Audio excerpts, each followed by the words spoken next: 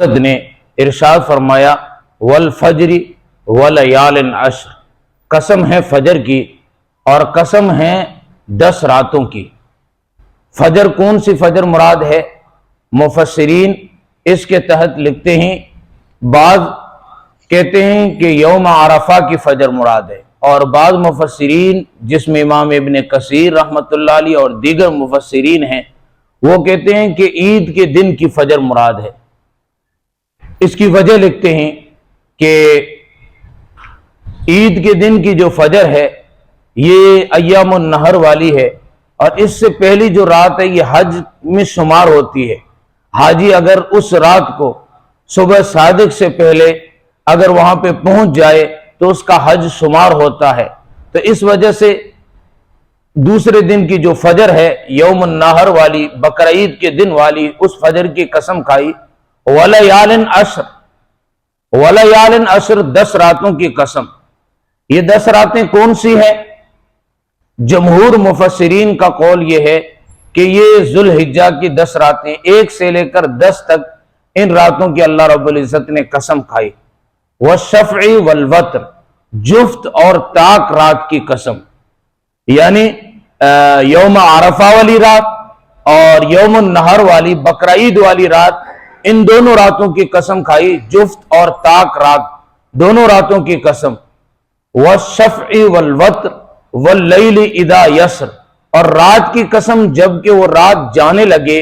حل فی ذالک قسم الذی حجر، اس میں عقل مندوں کے لیے جو عقل رکھتے ہیں، شعور رکھتے ہیں، سمجھ رکھتے ہیں، ان کے لیے بہت سی نشانیاں ہیں۔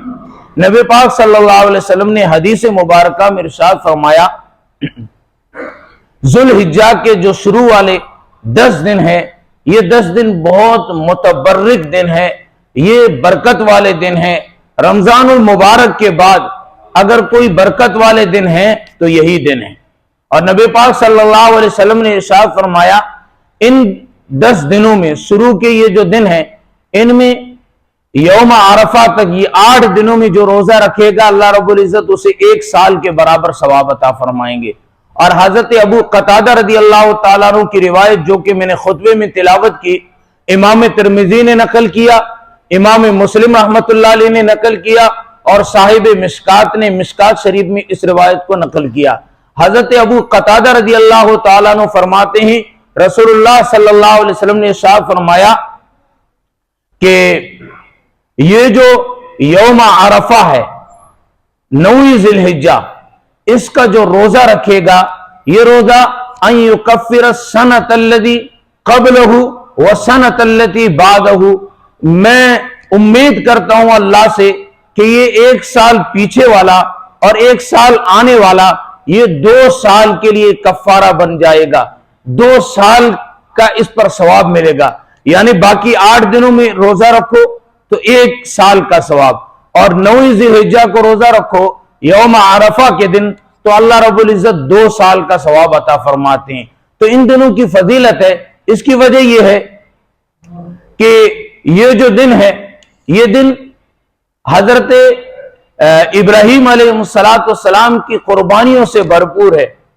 8ویں ذی الحجہ کو یوم الترویہ بولتے ہیں، پھر 9 ذی الحجہ کو یوم العرفہ بولتے ہیں، اور 10ویں ذی الحجہ کو یوم النہر بولتے ہیں۔